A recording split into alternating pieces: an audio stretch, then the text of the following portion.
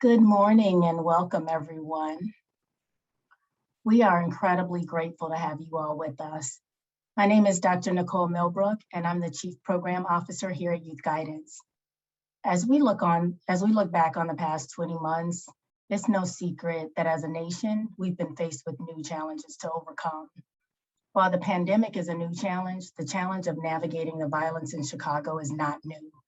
There are daily reports of violent incidents happening in the communities where our youth live and learn.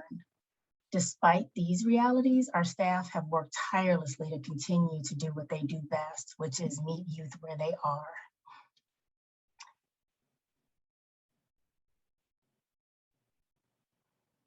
At Youth Guidance, our mission is to create and implement school-based programs that enable young people to overcome obstacles, focus on their education, and ultimately to succeed in school and in life.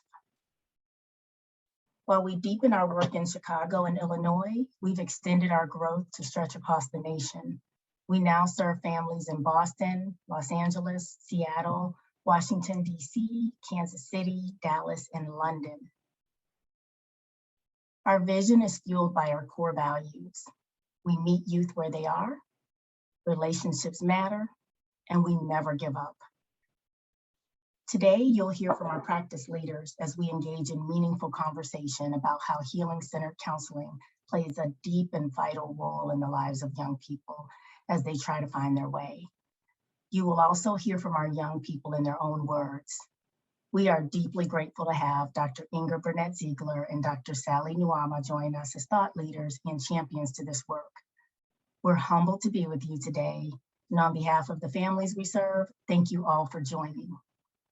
Without further ado, I'd like to welcome Dr. Inger Burnett-Ziegler. Dr. Burnett-Ziegler is a licensed clinical psychologist and associate professor in the Department of Psychiatry and Behavioral Sciences Feinberg School of Medicine at Northwestern University. She's an advocate for normalizing participation in mental health treatment and ensuring that all individuals have access to high quality, evidence-based mental health care. And she's also a lifelong Chicagoan. Welcome, Dr. Burnett-Ziegler. Thank you, Dr. Millbrook, for the introduction, and thank you to Youth Guidance for having me here with you today for this critically important conversation. As a scholar at Northwestern, my research is focused on disparities in mental illness and treatment, particularly in the Black community. Specifically, I examined the individual, socioeconomic, cultural, and institutional factors that impact if a person will access and engage in mental health care. The data shows that people who are more socially and economically disadvantaged, such as those who have fewer years of education, who are unemployed, lack insurance coverage, are more likely to have a mental health condition and are also less likely to access mental health services. Further, we know that high quality evidence-based mental health services are less available in economically disadvantaged neighborhoods, along with other barriers that exist to access, such as not having enough available providers of color, transportation, childcare cost, and stigma related to participating in mental health treatment. Too often, given these barriers, people are forced to just deal with painful and debilitating mental health challenges. In 2018, I wrote an article for the New York Times called The Strong and Stressed Black Woman. In that article, I talk about my grandmother and clients I was working with in therapy and other people that I know who embody this strong Black woman image, people who are taking care of their families, who are successful, who are able to accomplish a lot of things and have it all put together. At least that's how it seems to the outside world. But they're simultaneously coping with a lot of stress and trauma internally. This way of coping is common, pretending like everything is okay when we're really silently suffering. After that article, a lot of women came to me and told me how much they related to that experience of having so much suffering that they were dealing with on the inside, that they felt they couldn't share with other people. The pain was eating at them, waiting to boil over at any moment. That article was the foundation for my new book, Nobody Knows the Trouble I've Seen, The Emotional Lives of Black Women, where I also talk about my grandmother as a strong Black woman, someone that I looked up to in childhood for all that she had accomplished in her career, but also someone who had dealt with multiple miscarriages, who had been in an abusive relationship, and who also confronted racism and poverty. To be sure, people are struggling, and I know that far too often mental health conditions go unidentified and unacknowledged in communities of color.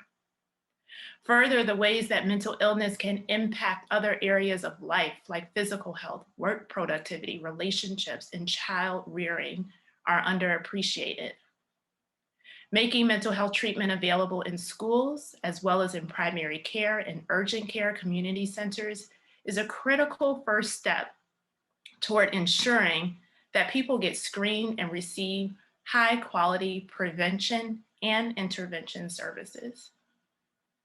I know that due to the barriers that I've already mentioned, people are less likely to come see a specialty mental health provider like me. Having services in places where people naturally already are is paramount.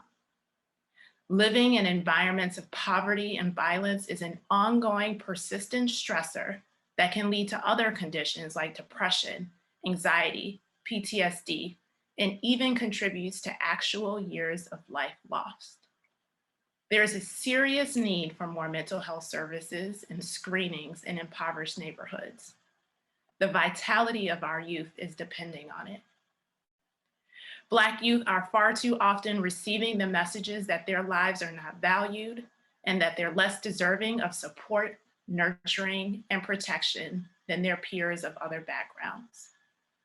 Suicide attempts for Black youth have increased by 73% between 1991 and 2017.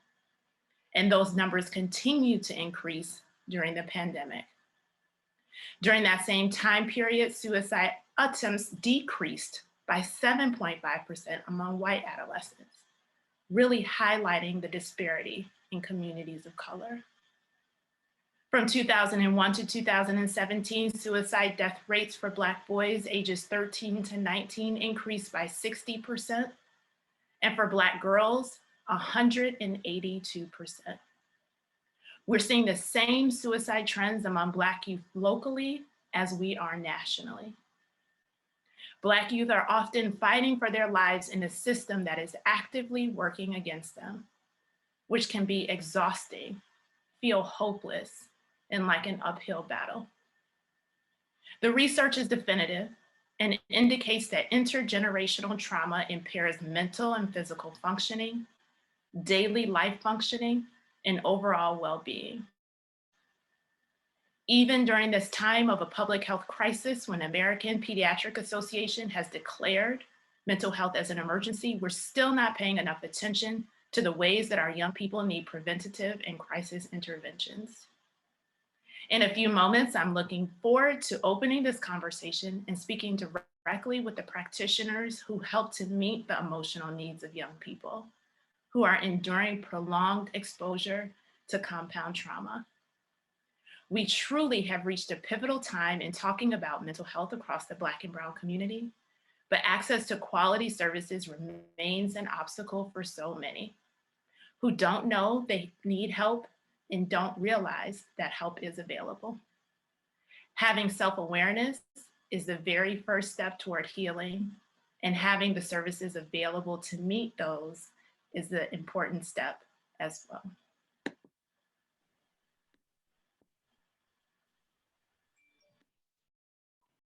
Thank you, Dr. Burnett Ziegler, for that opening and for setting the stage for us. At this time, I'd love to invite our practitioners to join this conversation. Please help me welcome Jasmine, Raymond, Jose, Chewbacca, Noralisa, Alejandra, and Davina. So each of you, I'm just gonna ask that you take a moment to introduce yourselves and share a personal reflection on how this past year has impacted you personally in your work with our young people. Why don't we start with Alejandra? Thank you, Nicole. My name is Alejandra Garland.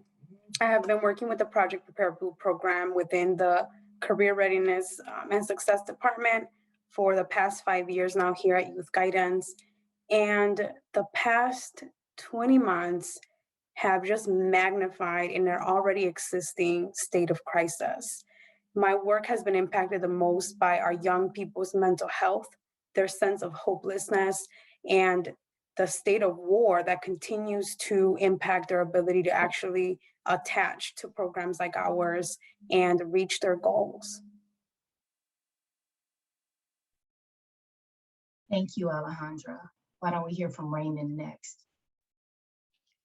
Thank you, Nicole. Good morning, everyone. My name is Raymond Birdsong. I'm the BAM counselor for Los Angeles. I work in Westchester Enriched Science Magnet High School, where I service young men from 9th to 12th grade.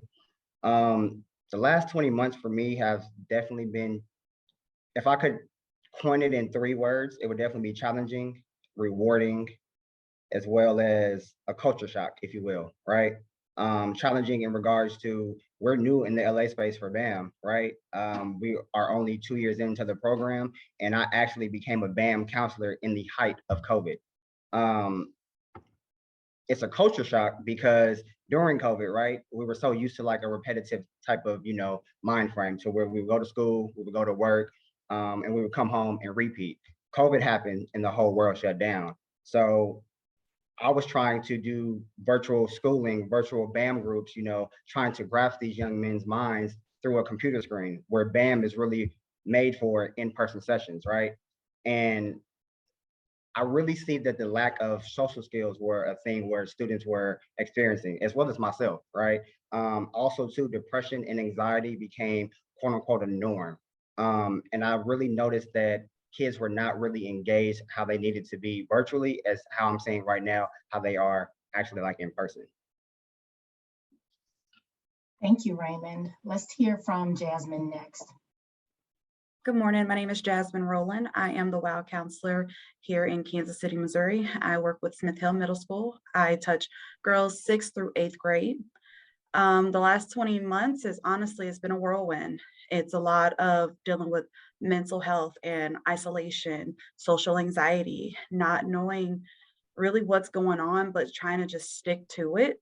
And it's been very confusing, very confusing. I know the girls that I'm working with now, they have a lot of fears that I face every day. It's just like, how do I engage in a conversation and not be judged?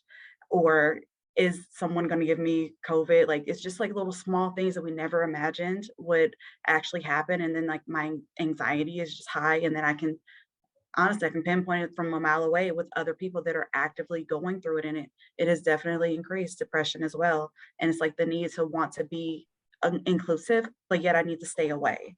So it's been really weird. Thank you, Jasmine. Let's hear from Jose next. Good afternoon, y'all. Jose Valdez, BAM Boston, senior counselor, been with BAM Boston since inception. The past 20 months have really been chaotic, to say the least. There's been a huge disconnect between scholars and regular life.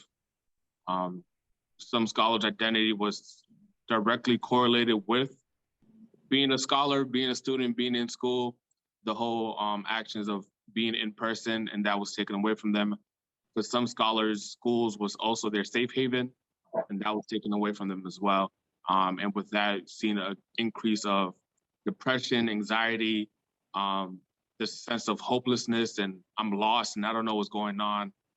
To best surmise it all, a scholar said to me, for me, the world paused, but everything around me kept going.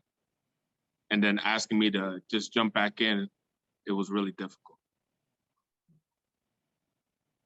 Thank you, Jose. Now let's hear from Chewbacca. Hello, everyone. I'm Chewbacca Macklin. I'm a BAM counselor on the southwest side of Chicago at Sawyer Elementary. I serve a group of 7th and 8th grade boys, predominantly Latino. And I also am a head boys basketball coach at DuSable High School as well. That's also located on the south side of Chicago. There were plenty of challenges in the last 20 months, and I echo A lot of what my colleagues have shared, that the youth are experiencing depression and anxiety. They had it anyway, but during the pandemic, it just increased 10 to 20 to 30 fold on certain months. A lot of adults that were in their lives was forced to work longer hours because sometimes the parents of our CPS students here in Chicago, the type of jobs that they worked was affected directly by the pandemic. So trying to find odd jobs, they weren't at home in the first place, but now they really couldn't be at home because most of them are single parent households. And so now they're rarely seeing their parents. And I saw students start withdrawing more from logging into class as virtual. I don't see them as much. My work was directly affected in the sense of me as a counselor. When we're in person, I could feel the energy from the students when I'm making an impact. Now on camera, am I still making this impact? You know, so that definitely, I had to do a lot of self-help on my own, as well as I'm so glad that our BAM counselors here in Chicago, we're separated here in regions. We were able to lean on each other and give each other a lot of self-help. We were able to kind of lean on each other during this time to, in the midst of a pandemic, define our work and then define our impact. And we're doing this on the fly. We're adjusting and we're adapting on the fly. That was extremely challenging professionally and personally, because we know we take this work home. You know, let's not kid ourselves. At the same point of time, youth guidance have given the students a chance outside of in a school setting, they're students, but the work that we're doing allows for us to address them as a whole, to see them beyond the role and identity of student, because the role outside of student is who they are 80% of the time after they leave the building. And that person, that child, needs the healing. He needs that conversation. He needs that feeling of self-worth to know that their words are being heard. Yeah. Thank you, Chewbacca. Let's hear from Noralisa. Good morning. My name is Noralisa Malloy. I am a senior WOW counselor here in Chicago at Chicago Vocational Career Academy. I've been working with youth guidance. This will be my 5th year in the schools. So I'm working with 9th to 12th graders. Basically echoing everything that everybody has stated about it being a challenge and going through the trauma, and very challenging for the girls.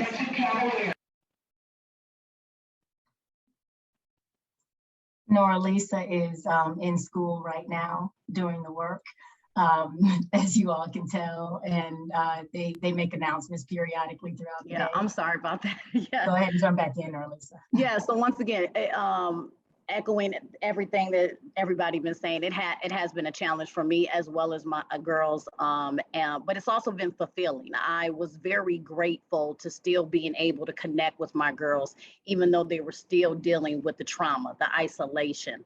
And I know you guys heard a lot about the shootings that have occurred, you know, around the Chicagoland area. So we're dealing with a lot of that.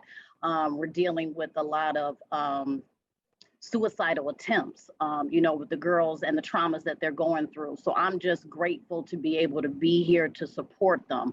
But at the same time, I have to be truthful about my own mental health and my own anxiety and the trauma that I take on when I go home. So I'm still in the process of trying to learn how to leave it here at the school and not take that with me. But it's been very hard because I care so much for these girls and, you know, the children that are in CVS. Thank you, Noralisa. And last but not least, let's hear from Davina. Good morning, everyone. I'm Davina M. Anderson, Supervisor Stride Counselor here in Chicago. I've been with youth guidance going on 6 years now, and Stride program services elementary and high schools all over the city of Chicago. I also mirror and agree with a lot of what my colleagues have said. This is trying times, new times for all of us, but especially the population that I serve. Not only are they having to deal with the COVID and the school remote back to regular and all of that, but they also have to deal with frequent placement changes. So sometimes our Strive counselors, we're the only stable, consistent person in their lives. Also myself, in terms of dealing with the mental stress ourselves, is keeping ourselves focused, self-care, personal care, emotional care, and trying to present a braver front with our youth and being there for them through all of these changes, from remote to the new normal, to having to regain the consistency with getting up, coming back to school. It has really been, and still continues to be, a different new normal, stressful, all of those things we can all admit to, but being there for youth who may not have a stable family structure like most of my clients, our clients under the Scribe program, will have to encounter. Thanks, Davina, and thank you all for sharing a little bit about what the work has been like for you. We know you are all really busy out there doing the work firsthand, so we're grateful that you can make the time for this. Dr. Burnett Ziegler, as you know, we have a few questions that have been shared from our partners across the country. In this next segment, I hope you might ask our practitioners to shed some light on what's really happening right now for young people. Thank you, Dr. Millbrook. Certainly, it's my pleasure. We just heard a moment ago that so many of your students were truly impacted by the disruption and dislocation caused by the ongoing pandemic and increased community violence. Norlisa, have you observed the prolonged exposure to traumas have caused a new set of mental stressors for young women? What can you tell us about this, and how has your relationship been critical? I'm able to pass it over to Davina. I have background music for passing periods. Sure. Davina, if you could share your thoughts on what you can say about this. Yes, I too have observed the prolonged exposure to the trauma with my students and all the mental stressors that come along with that, as we, along with them, try to adjust to what we term the new normal by trying to help them to understand when we ourselves are not real clear on what's really happening, but putting up a brave front. A lot of our youth have lost their sense of individuality. Some of that rebounding and trying to readjust has come across as maybe rebellion or saying no, from remote back to in person. And they're just out here, just some of which who are still out here and refusing to come back because of the trauma. And we see that in the increase of carjackings, the use of other illicit drugs and those type of things. It's like they're floundering because of the weight of everything that's going on. You're hearing angry responses. As my colleagues spoke about the shooting, one of my youth were like, they shouldn't have been out there. If they had not been ditching school, they wouldn't have been part of the shooting that recently occurred near that particular high school. It's been a lot for them, and it continues to be, and we need to just do all that we can to be there for them. I was even thinking about how we often say, put forth your best. Well, how do I put forth my best in a place where I don't know what best is? Well, then that's where we want to try to meet them where they are, to sit down and collaborate with them to help them understand how to find themselves in such turbulent, unpredictable times. Thank you for those insights. And you just mentioned the importance of meeting youth where they are. If I might ask you to comment on the most significant challenge that you faced this academic year in terms of meeting youth where they are. While we were in remote learning, it was very difficult because, again, we weren't doing in person, whereas part of Strive would be home visits, taking students out on field trips. That was the most difficult part about learning this new way of learning with them, because as someone had stated earlier, you really don't get the real feel of where they are. A lot of times, and I'm sure some of you all can say this as well, most of the time when we did get them online remote, they wouldn't turn on the camera. So you really wouldn't get a real sense of what was happening with the youth. So I think the most difficult part for me was just not being able to reach out and touch and go into a school. If a kid was not answering a text message or a phone call, I had the option to go into the building, or if I needed to stop by the home. But with remote learning, all of that became far more difficult in terms of the connectivity, and it caused me to become more creative. Just like I would say to them, you know, I am a stalker. I couldn't stalk them in person, but I did in text messages and calling and just repeatedly letting them know that I'm here. Even if I don't see you on camera, I'm here. So yeah, it caused me to become somewhat more creative in how I outreach remotely. Thank you for that. I know we can't underestimate the importance of being able to reach out and touch and feel the energy of the young people that we're working with. Jose in Boston, can you speak to how cognitive behavioral therapy works as a part of the Becoming a Man curriculum? How's it working on a practical level during a time of acute and prolonged stress? Absolutely. For BAM in particular, BAM Boston, we understand that it's very important to be intentional with our scholars. Our young men, you know, they take risk, in particular when it comes to verbalizing and expressing how they really feel. And a lot of times, unfortunately, it becomes invalidated. So BAM Boston is very intentional, providing the space to have our scholars feel safe enough to express those feelings that generally wouldn't be, you know, accepted outside of the room. I think in terms of CBT, we understand how inherently important it is, the interrelationship between thoughts, feelings, and behaviors. And that speaks to the part of validating our scholars, making them feel safe, making them feel welcomed, and helping them understand that the feelings that they have, the emotions that they have, they are okay to be had, and we can work together to change the outcome of how they feel. Concretely speaking, one thing that BAM does really, really well with our young men is something that we call positive thought replacement. We understand that our scholars have been dealt a certain type of hand, and they have no control about that. They have no control of what's going on outside, what's going on at home. But understanding that we will validate what's going on, and we will work collectively and cohesively in a group setting to instill some hope, to help them understand that there is a possibility of change, and that primarily begins with the thoughts and the emotions that the scholars are having. Thank you for that. You mentioned safety a few times, and we know that for people who are, you know, chronically exposed to trauma, having that safe place, having a safe community is such an important part of the healing. Chewbacca, can you add how the BAM program in Chicago is helping to address the high rates of violence we're experiencing as a city? Yes.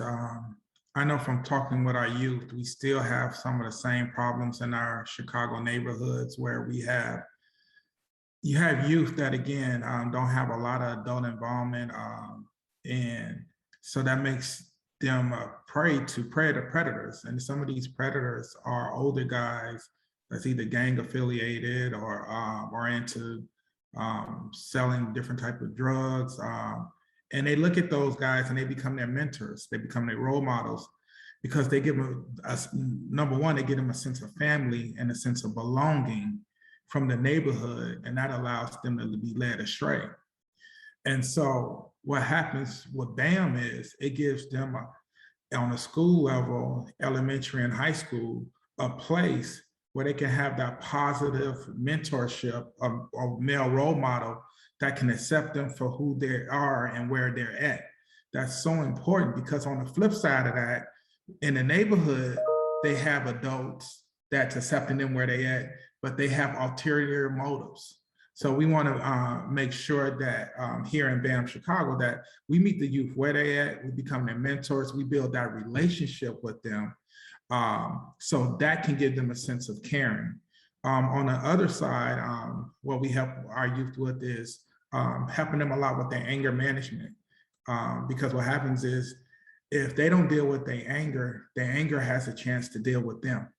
And we want to be able to have them address their anger, knowing that it's a positive, we call it positive anger expression, but it's a natural emotion and it needs to be expressed, and embracing that as opposed to trying to hide it, trying to stuff it down, and then have it to surface in different areas where I don't know how many times I've heard youth was like, man, I didn't even know my friend was gonna go off and do that. I knew he was mad that day, but I didn't know it was gonna go that far. And at the root of all of that is anger. So BAM addresses that. We're dealing with the youth, we're dealing with their anger, and then dealing with them on a day-to-day basis with the mentorship and a positive male role model that they can depend on and lean on. Yeah, thank you. Critically important resource. I heard you talk about that acceptance and belonging and community that we know our youth really need right now. Jasmine, it seems like so much of what's happening for young people is happening online. Can you comment on the role of social media, Twitter, Instagram, Facebook, TikTok, Snapchat, what these platforms, the role that these platforms have in the lives of the young women that you're working with? Absolutely. Snapchat, all types of social media, honestly, that's everything. It's their main source of comfort. It's their source to disconnect. It is where they can be whoever they want to be and not be themselves, not deal with their issues. I speak with a lot of my girls, and it even goes to the type of phone that you have as far as social media. They don't want to have an Android phone. It's embarrassing. They'll get bullied if they have a green bubble opposed to the blue bubble. So it rules their life. It runs the whole ship. It's one thing for them to deal with actual people in daily life and feel a certain way, but when it comes from online, it's the end of the world. It is the end of the world. Like everything that everyone is saying, it's all true, and it's no way to separate the truth from a lie for them. And unfortunately, it's something that I'm working with everyone right now in my program to just take a moment to step back, step away from the social media, step away from the Instagram, the Snapchat, the Twitter, and the Facebook, and be there and present with yourself for just 5 minutes if you can. That way you can reconnect with who you truly are. Because a lot of the girls tell me, I'm just so lost, I don't know who I am, or this person has said this and this person has said that. And it's just like, at some point, we have to get you to a point where self-care really matters, to where you can step away from the social media and just focus on you. Yeah, thank you for that. We certainly can't underestimate the role of social media with the recent data coming out on the impact that social media can have on depression, anxiety, and even on suicidal thoughts. So thank you for those insights. Raymond, what are you experiencing in LA with social media? Is this an issue you're seeing too? And can you comment on what Jasmine has shared? Absolutely. The exact same thing, to be honest, with my young men here in the LA space. But I do want to double back into regards to Davina's point, where she talked about how, like kids are struggling with their individuality, right? And I think that plays a major part in social media, because you have this platform, whether it's Snapchat, Facebook, Instagram, TikTok, Twitter, what have you, you can be whoever you want, right? You can set these pages up to be somebody who you are. Really, you're not that person, right? And initially, like, there are two main platforms here in the LA space that I feel that are taking a strong hold on not just like our young men in this space, but just like as our young folks in this LA space. That's TikTok and that's Instagram, right? TikTok, to my belief, was made for a younger crowd, for more middle schools and like, younger grades. That was to my belief. But now it's like, you know, like the high schoolers have gotten a hold on to it, and like they're making their dances, their challenges, and what have you. But they're not realizing that these same dances and challenges are following them as they progress throughout their grade levels, right? For example, there's one challenge on TikTok where it's slap a teacher, slap a counselor challenge, right?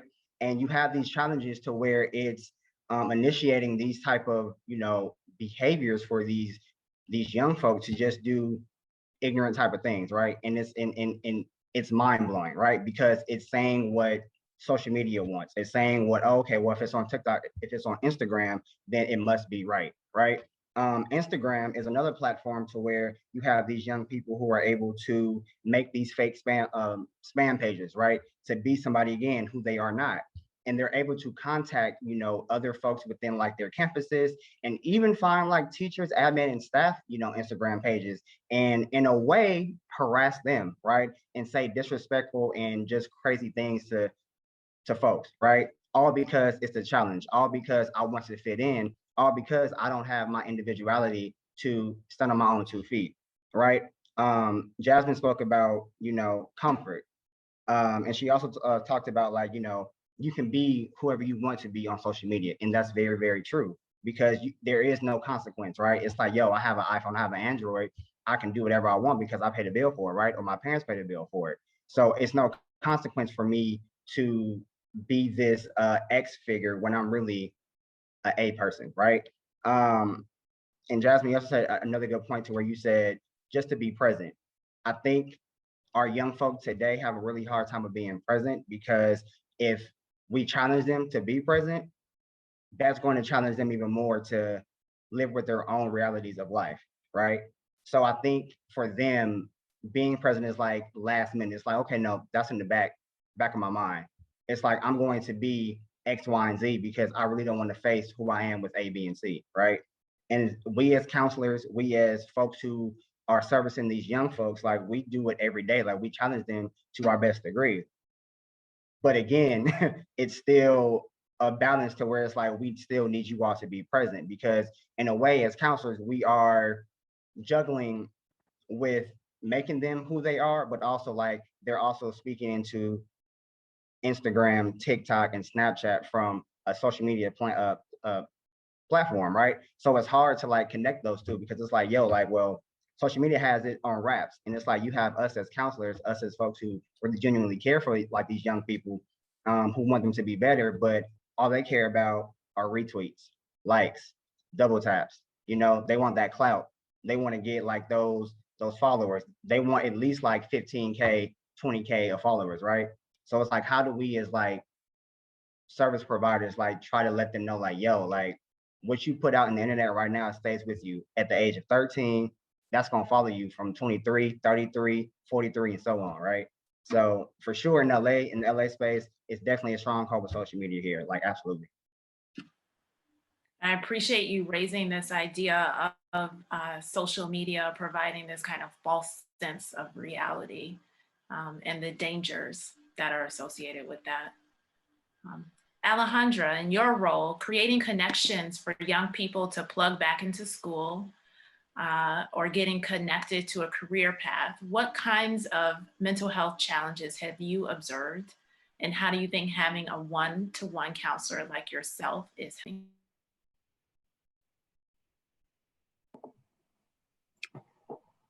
I think the challenge that we're facing of connecting our young people, whether it be back to school or in their assigned career path that they have decided for themselves.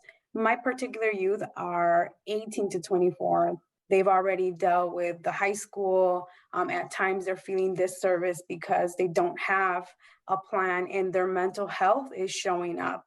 Some of the youth that I get in my program are dealing with anxiety, depression, grief.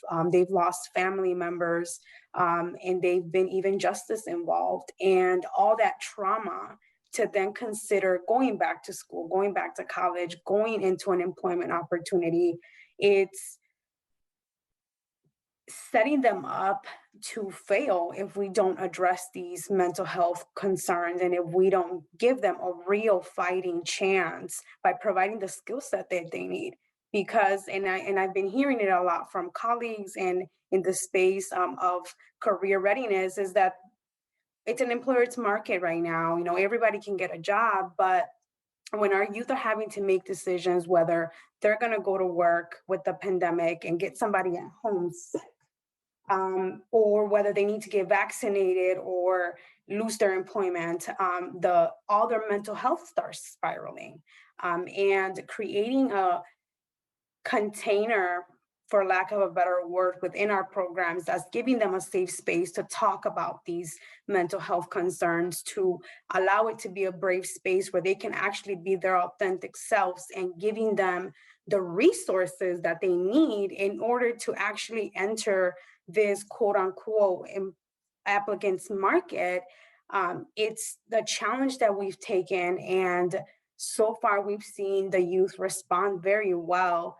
Given all the nuances that we've been dealing with, is really giving them that safe space to share their experiences, to heal, to develop as young adults, but most importantly, connecting them to opportunities that are going to be meaningful, not just getting them a job to get a job, to actually get them something that is going to keep them motivated, keep them grounded, give them an opportunity to really tap into the resources that were spoken about, high quality mental health access, being able to live in equitable housing. All these things are things that we are fighting towards, and that we're seeing our young adults start to become more empowered, to have a sense of self, to have a sense of esteem, and to really be financially grounded. And that's something that coaches like myself are currently providing, so that the youth can have someone to talk through employer obstacles with, somebody who can give them the resources for attire, somebody who can give them that Ventra to get to work or school on their first day. These are things that if they didn't have a counselor to be vulnerable with and say, hey, I actually don't have bus money, or I actually don't even own a dress or a collared shirt, I don't own any of these things. And to be vulnerable in that space and be connected to these resources, our youth continue to express gratitude and feel that we might be the only positive influence in their lives that's actually putting them in the career path that they want to start, opposed to just giving them a job or putting them in school for lack of any other plan. So what we're doing is, I think, very important, and it needs to be continued to be done on a one-on-one basis, because we need to support the youth as a whole, not a one size fits all, because our youth have their own particular traumas and their own struggles that they're dealing with. And that's kind of where the gratitude for the work and the privilege that I have to service these young adults, I'm humbled. Thank you, Alejandra. It sounds like one of the many things that you provide as a counselor is that safe space and holding space for the needs of the youth that you're working with. Before we transition, I want to make sure that we circle back to Nora Lisa, and if you might just comment briefly on any of the issues that have been raised thus far, and share your insights. Oh yeah, most definitely. I don't want to reiterate because everything has mainly been said, dealing with the ongoing trauma, but I think the relationships that I have with my girls, as well as with my school and the administration, I think is very important in order for me to do my job and be successful and give the girls the resources and the counseling and the mental health that they actually need. I keep an open door policy. I don't make myself bigger than who they are. I put myself on their level. And I also take the time to understand, you know, when you're in the school, you have the administrators, you have the teachers, they have a job to do. So I take on that role to, okay, you're acting out, something's going on. I want to get to the bottom of that, because a lot of my girls are coming to school. As said before, they're taking care of grandparents. They have to drop their kids off before they come to school. They're worried about how they're getting to school, dealing with the gangs and the shootings. So me taking that time away to ask them, even just good morning, how are you doing? It makes a difference in these kids' lives. So I just make sure that I have that relationship where it's no judgment. It's a safe space. You can come into my room, you can talk to me and discuss with me. And when they see that I'm open to that and they see that I'm open to hearing, I don't know everything. Just because I have a master's and I have a degree doesn't mean I know everything about that's going on. These girls teach me a lot.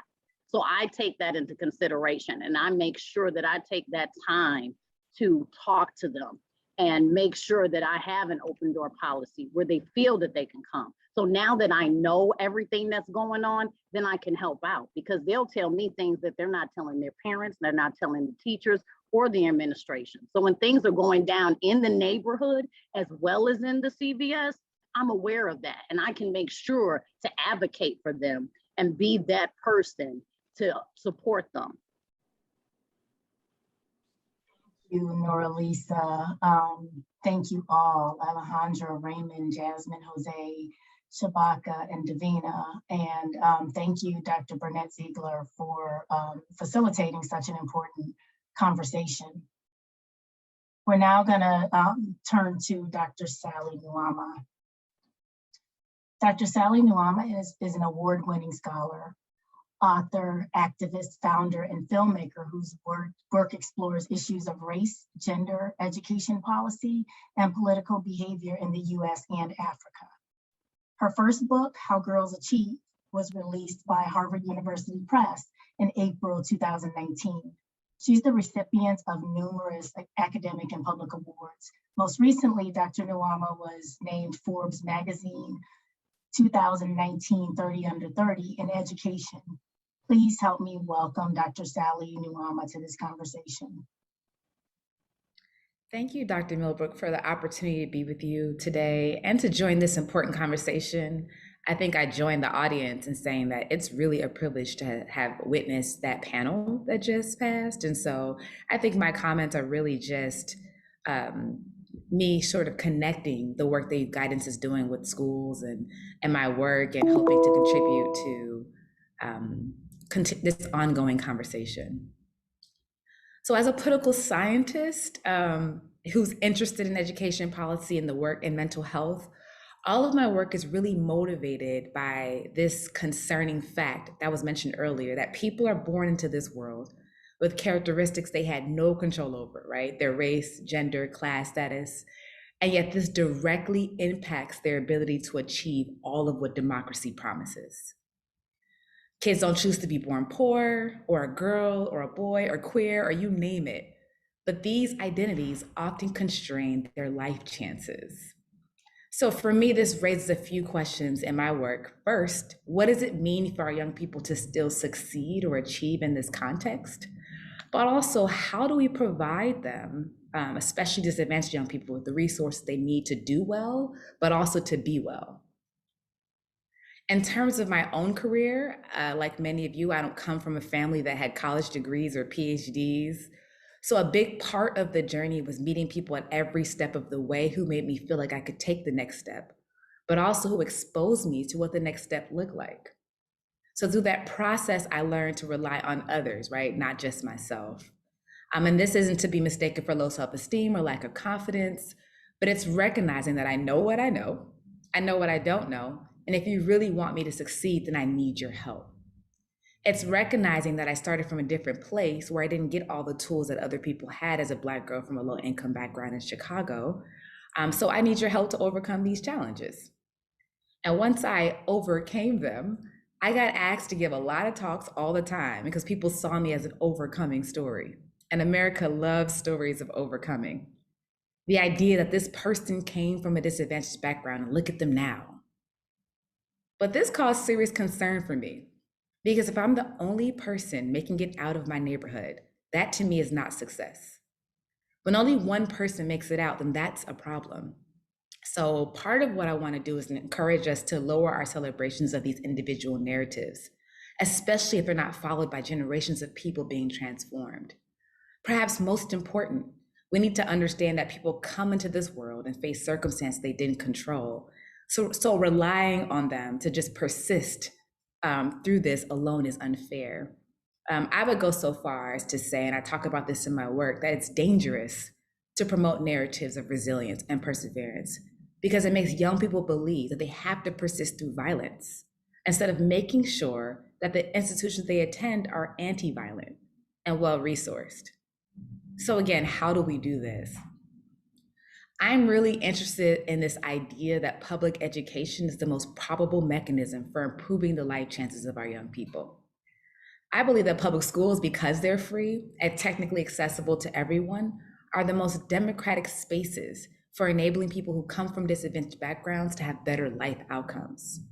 So if we're thinking about how this applies to girls in particular, which is my main focus, especially Black girls, girls of color, those who identify as queer and non-binary, this means creating schools that are anti-sexist, anti-racist, and accepting of gender fluidity. An institution that is anti-racist, that is anti-sexist, that is gender fluid, creates a space that should be framed for everyone, not just Black girls. This should be framed for boys too, because it helps to disrupt toxic notions of masculinity.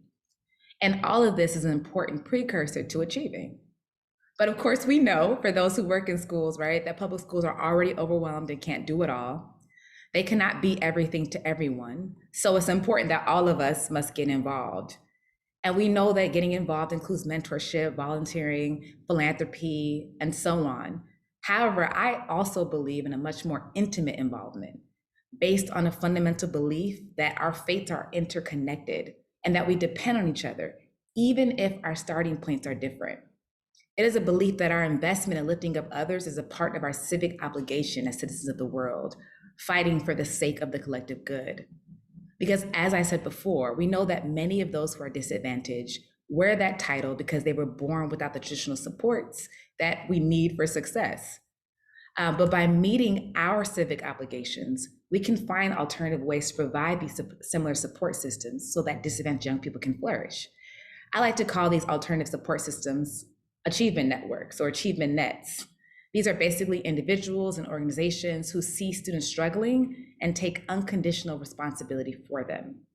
In other words, an achievement network are organizations like Youth Guidance. They are proactive solutions.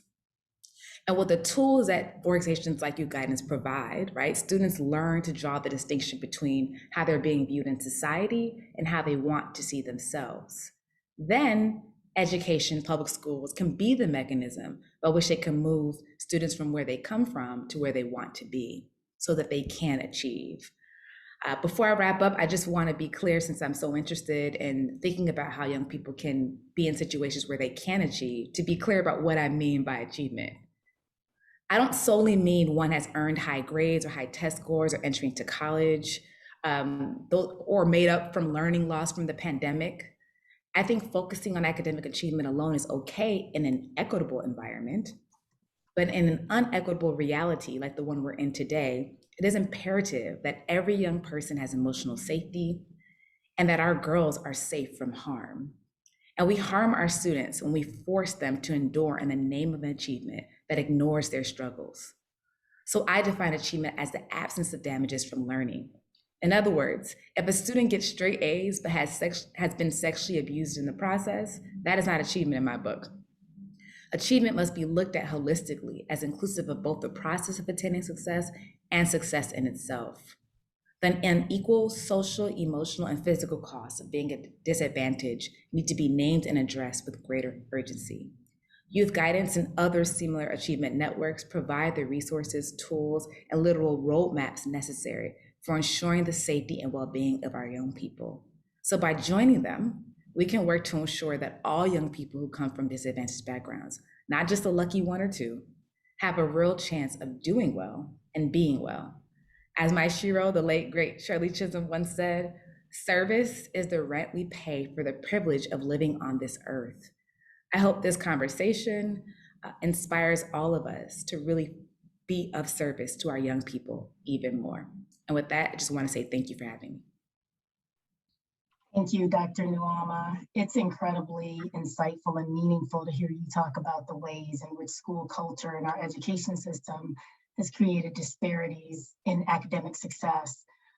We are deeply grateful that you could join us today. Everybody, we are likely going to run over just a couple of minutes, but I really want to urge you to stick with us for our final segment. where we'll have the opportunity to hear directly from our young people. I want to invite you all to listen in as Michelle, Bansari, Giovanna, Anthony, Charles, and Devonta share about their relationship to their counselor as they reflect on their journeys and lived experiences. Again, we will just be a couple more minutes, so please stick with us. It's such an important conversation.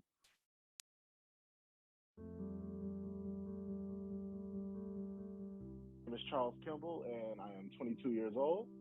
First time I came across a youth guidance program had to be in my 7th grade year. First encounter with WOW was my freshman year of high school, and I was talked about it through my school advisor. Anthony Williams. I am 22. So what my day-to-day, what it looks like is I work at Northwestern University and the sponsored research department. We just changed it, but he introduced BAM to me, Becoming a Man. And he was like, if you want to be involved, come check it out at this time. And I went and I liked it, you know. That first day in, I was hooked. Wow. In my freshman year of high school, all the way to my sophomore year.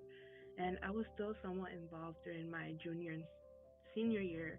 I was doing internships that was recommended by Youth Guidance, WOW specifically. And I was doing that during my senior year. It was actually amazing, you know. For my grandfather met Mr. Frazier. He was my first BAM counselor. Just having that moment for him to meet my grandfather was really hardened for me because my grandfather passed back in 2017. So just having that memory and then having Mr. Frazier, a person that I hold closely to me, meet my like it's something like that I was going through and I felt like I was alone. But I have a great relationship with my WOW counselor to this day, Michelle. And like I contacted her and she like was like, hey, let's talk. And it was very helpful that I could talk to her. Like, and she was very supportive. Like she was like listening to me. And I feel like that's all I really needed is to someone to listen and to like understand me and like to tell me like, hey, everything's gonna be okay. And she did exactly that. Of course, she did it with better terms, of course. But like, that's what she did. She was like listening to me and we talked and it was very helpful. And those relationships are still helpful to this day. You know, that we have in a circle, or maybe it could be a one-on-one. You would say something and then, you know, they say, hold on, let me pick it back off there. Okay, so why this, why that? You know, that's just breaking certain things, just breaking down certain thoughts and patterns and, you know, what led you to do this, you do. So, you know, and then, you know, speaking about how could it be different or, you know, how could, you know, you do better.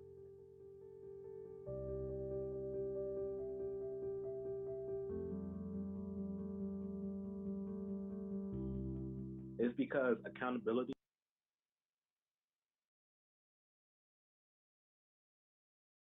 kids, they're quick to deflect, get quick to blame somebody else, and that was me. You know, Mr. Frazier, that's my counselor name.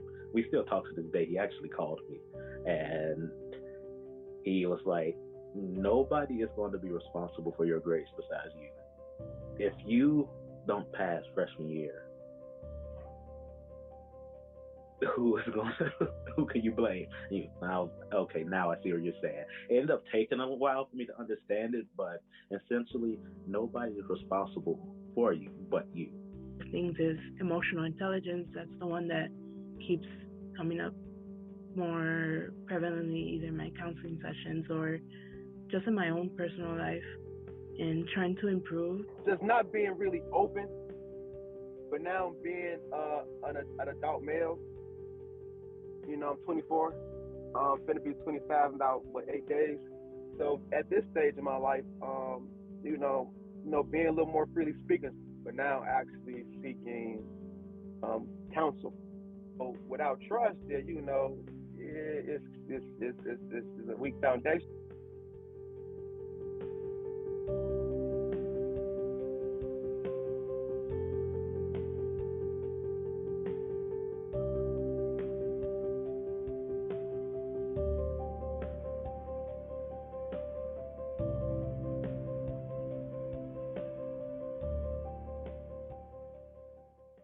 Black community, there is a huge stigma about mental health. Like, you know, it felt good to have someone like tell me and show me that like it's okay to like be like this or be how you are. It's okay to feel. It's okay to have emotions. It's like, yeah, you know, my whole life I was told, you know, stop complaining, stop being a crybaby. You're a boy, stop crying. So like, it felt nice to have someone tell me like your feelings are valid. Because in my household, it was more like a taboo, counseling and therapy, because it was seen like it's only for those who are like either crazy or like if you go there, then they're gonna take you away type of misconceptions. And wow, I learned to engage with other girls that were having the same difficulty as me, or I could connect with them, and like it made me realize like I'm not alone in this. So I could probably, if I reach out to someone that I could see that I could connect with, then it would be easier for me to like make new friendships or acquaintances throughout my life experience.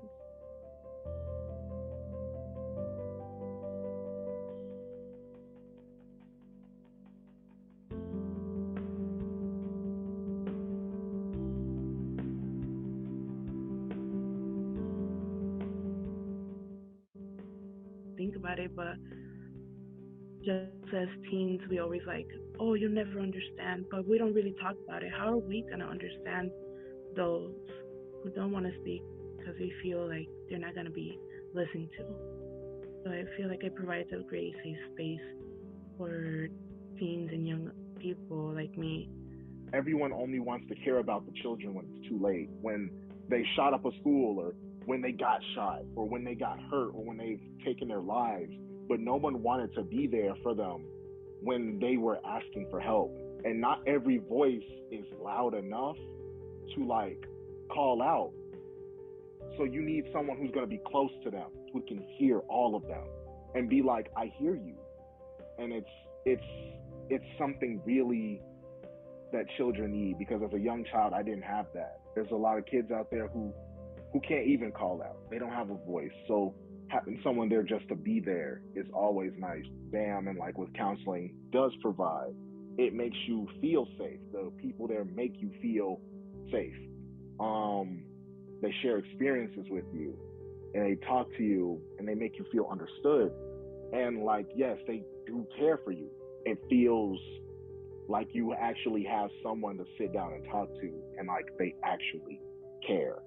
And I feel like that is a major difference between just getting this regimen and just having a counselor like in the school, like a BAM counselor in the school available. Because yes, BAM has played a major role in my life, but it ultimately ended up being a stepping stone into the youth guidance like program. Like it helped me with job opportunities.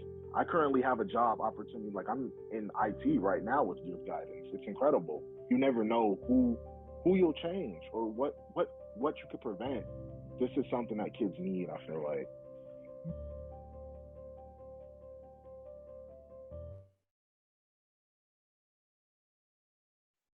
There is nothing more powerful than hearing directly from our young people. We hope that you've been lifted by hearing more about the power of relationships and how incredibly important it is to meet our youth where they are, no matter what. On behalf of our counselors, our families, our youth, thank you for standing alongside us. Everybody, please enjoy the rest of your day, and thank you for sticking with us until the end.